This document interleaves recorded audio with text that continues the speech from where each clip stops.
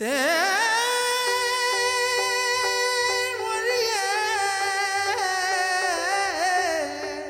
name is Vibhushan Sivakumar. I'm a GPT volunteer under the community health sector. And today, I'm going to be talking about my Walk the Nation event from June 2018.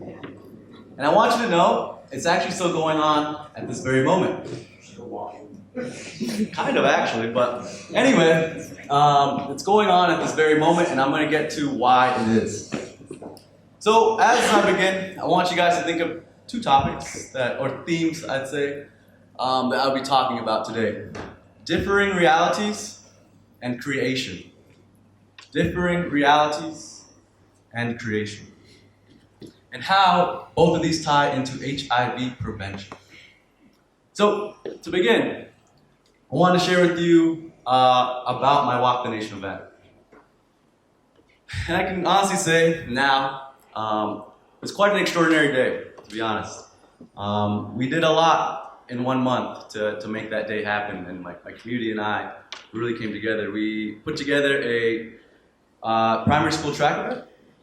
We had 4 speakers covering a range of topics, doing mental health, abuse, HIV and AIDS, and nutrition. And we also added health testing, HIV testing, blood sugar testing, and blood pressure testing. So overall, we try to encompass anyone in the community to come out and join us on this day. Additionally, I came up with the idea on a run with my counterpart. His name was Mr. Malinga. Mr. Malinga is, of the many people in my life that have impacted me, Mr. Malinga is one of those people. We always had this nice quote that we talked about going the extra mile, and how he wants to do that. Not just go the 1, the 2, but the 10. But that's enough for another day. Anyway, on our on our run, I brought up the idea of using high schoolers to collect data for our event. And so, in knowing the grandness of our Walk the Nation event and where it was going, I thought, why not have them come out, do surveys, get involved in the community, and then maybe use that information to bring broader change in some idealistic way. And so working with community members, teachers mainly, and then PC staff, I was able to come up with some surveys, prep my learners, and have them understand what we would be doing out here in the community. And so as I did my thing on that day, they did theirs. And when we came back to debrief about their experience, I cannot tell you how excited I was. Because what they were telling me is things we've all experienced as volunteers. Vulnerability, not being understood, and not being able to explain what the work we were doing.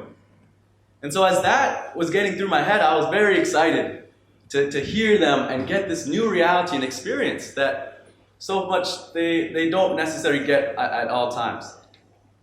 However, for myself, as the school break ended and we had to cut our meetings off till the next term, I was also processing the event in my own way, creating another reality of it.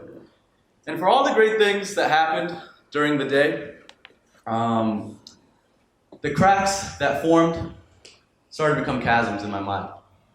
I started to take on a big guilt and shame of the things that went wrong. And when you start to take that on, it just ends up spilling over into all your other work. And so as I let that guilt and shame take me over, when the school term started, I didn't know what to do in working with my high schoolers. I just felt there was nothing I could come together with in helping them understand this information, or what kind of change would we come out. I was doubting myself, I was putting myself in that box, and not giving that a chance.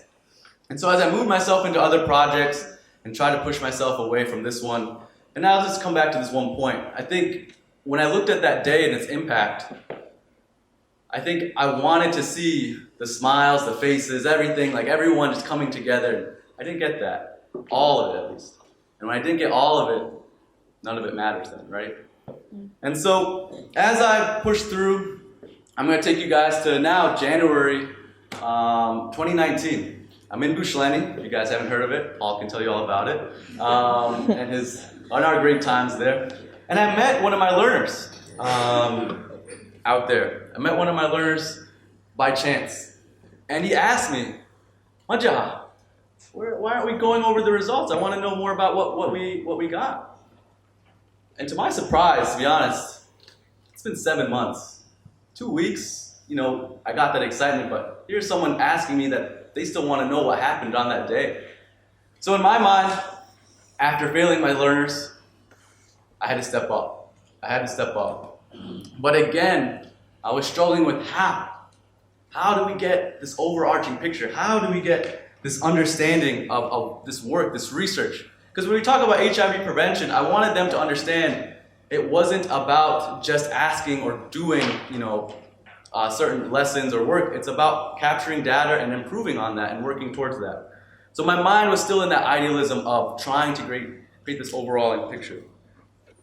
So I've talked to a few of you G15 volunteers, of one of my mentors in my community, but to others who have not heard, I do have a mentor in the community that I've made friends with and have many stories to also talk about, but his name is Mr. Howe. And Mr. Howe is a high school teacher, and we have been able to relate on many different topics, but I went to him and asked him advice on this issue. What do I do? What do I need to get to understand my concerns about this? And so he told me, you need to stop trying to reach everyone. Because in my mind, I wanted to get to the neediest, and I wanted to get to the most privileged. I wanted to get everyone encompassed in this somehow, some way. And so Mr. Howe was telling me, instead of trying to focus on that, focus on the ones who are interested. Focus on them and mentor them and help them understand what it means to be a part of this. And so as I was interpreting that and understanding that, I was able to go to the high school and again bring back my learners. And I wasn't able to get everyone. At that point, people did not trust me. They knew that I had let them down and they found other things to be a part of. But we did capture new learners who were interested in learning about what we were doing and presenting this data and making sure that we could maybe do something with it. And so within the first 2 sessions, I had this idea to maybe present the data, make sure they understand what research and hypotheses are, and make sure they get this overarching picture of what we were trying to do. And to be honest, they all look like you right now. A little bit slouched, not very interested, not really sure what's going on in a sense. And at that point I had to recognize, wait a second, maybe I'm going about this the wrong way. I had to recognize maybe they're tired of getting talked to and told on how to think. And so this brings up the second point. As I mentioned, the 1, differing realities, and 2, creation. I recognized we need to come out and create something here. And so instead of teaching them, I decided to make a game. And in that game, I had them be experts in their field. And they were going to interpret the data and present it to me as if I'm a sponsor. And in that, I would let them know, you guys did a great job, but I don't think you need more information. In a way, we're trying to get them to understand professionally what it means to be able to interpret something and then go about presenting it to someone in a professional manner. However, I didn't try and cater to that idea of professionalism. I let them take the reins. I just told them it must be professional, and that's what we're looking for. So 2 weeks from now, they're going to be presenting to me about their roles, and I'll be honest, I have no idea what they're going to be presenting. They want to keep it secret from me, but I'm excited about that. Because things you don't know is when you can be most excited about what they can show you. And so, and I hope you can understand why the Walk the Nation event is still going on, because it hasn't ended, at least in my head. We're still trying to finish this, and as I conclude, I want to talk about this now in a more broader perspective. And I believe HIV prevention is not about teaching and talking down. We've got to help the learners create their own associations with it. And as we help them learn to make their own associations with it, we can stop telling them how to use their minds and make sure they understand they have a mind to use. And as they get an understanding of that they have a mind to use, in that process we can encourage them to create. and make their own associations to how they want to end HIV or how to end HIV and talk about what HIV prevention means to them. And as we give them the platform to understanding that they have the power to change what they want, we can stop imposing our realities on them and show them that their realities matter too, in their own way. And so as I finish, I want to leave you guys with a few words. Your questions hold fresher fruits than your overripe answers. I ask you to keep asking questions, to keep going, and know, and remember this most importantly, when you learn to share your own creativity, others can too. Thank you.